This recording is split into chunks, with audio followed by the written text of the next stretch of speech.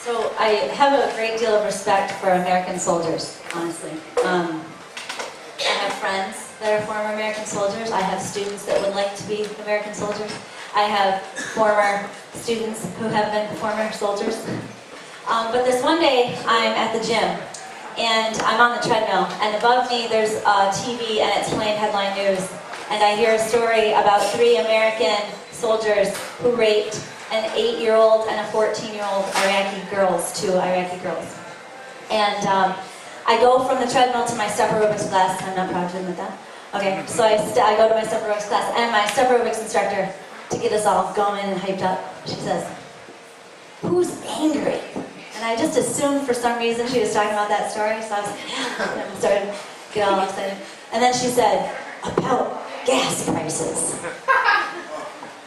So this is one of the poems of many that I wrote after that experience. It's called Kamikaze Meditations. 1.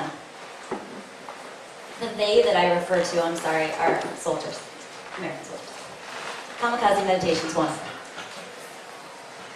They choose to go off this way and wander the world in filth and wear football uniforms in crowded stadiums, even though they are too young to learn the masquerade of war. And they form small societies of want under their hands, where women dive and beg for only a little bit of kindness. And no one stops any of this from happening, because the dance is a dream of life that we've created, even just to not look at the clock, which refuses to tell us how much longer we have or what we should be doing with ourselves. And the simplicity of our aggression is plain in news that comes home when playing soldier is no longer enough. And we are invading the air of ancient cities in order to prove that freedom is only the word we use for the need that we have to throw fists at our fears and rape little girls who threaten with their own suicide. Our culture rests on the back of rapists, celebrates the long, winding hooks of their hands, and wants welcoming arms upon their return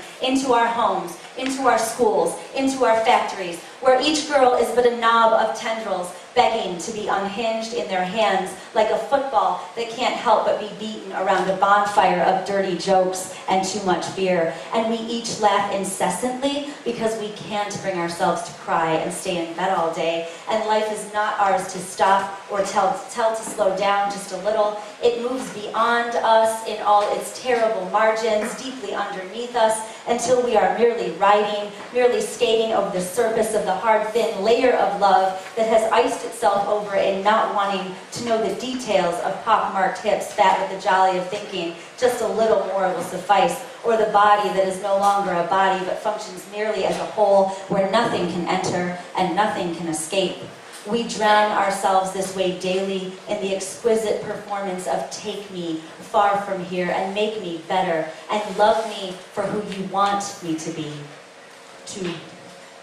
We all dive headlong into the side of a cliff, even by standing still as we hear the news about 2 young girls being shot point blank in front of their parents, only after they were raped in front of their parents, and the buckles of the belts of the soldiers of the war of the country that comes to them again and again, proclaiming their right to rape little girls in front of their parents, then shoot them point blank. And when we calmly hear and sip our coffee anyway, and when we don't even wonder why stateside news calls these young girls women, or why we call our own women girls, even when they are 45 years old, even when they are 70 years old. But a 14-year-old is a woman who has been raped by a man in desert fatigues who wrenched his backpack and all his gear off of him fast enough to get his hands around the neck of that little bird and hold her down while his buddies held her legs and his buddies cheered him on in good old American English.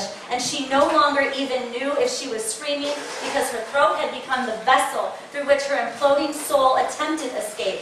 And she knew now how pigs felt, how dogs felt when they were led to the surprising slaughter, even though they'd seen it done before, even though the whole world went round these soldiers and this war, so that in some ways she could have known, she did know, she would be raped and she would be killed by their grotesquely inhuman hands. But we don't imagine the details. We are kept safe from them because it is not our children who are being raped, is it? We don't count the children in Michigan We don't count the children in New York.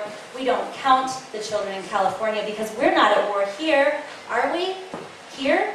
Where we are rattling our antique minds straight toward a boat that carries millions, and we will explode on contact. And we have done this willingly, without ceremony, without so much as a goodbye. And all that we believed we loved was a smokescreen, was a farce. Because people who can calmly drink coffee and listen to their own children playing in the next room or in their manicured grass under a sheltering, not threatening sky, while they hear the news of other children being torn apart at the limbs by our own men, then skewered on a spit where they will slowly burn until those same men sit around a fire, drinking beer, telling stories, chewing on the meat and bones of those children they have entreated and been tamed to believe are rats. And the next day they will send emails home about the barbaric sun, about the dead-eyed people, full of an incomprehensible language, because people who sit in their suburbs drinking coffee so calmly, who wouldn't know there was a world beyond their own pavement, are too numb to understand.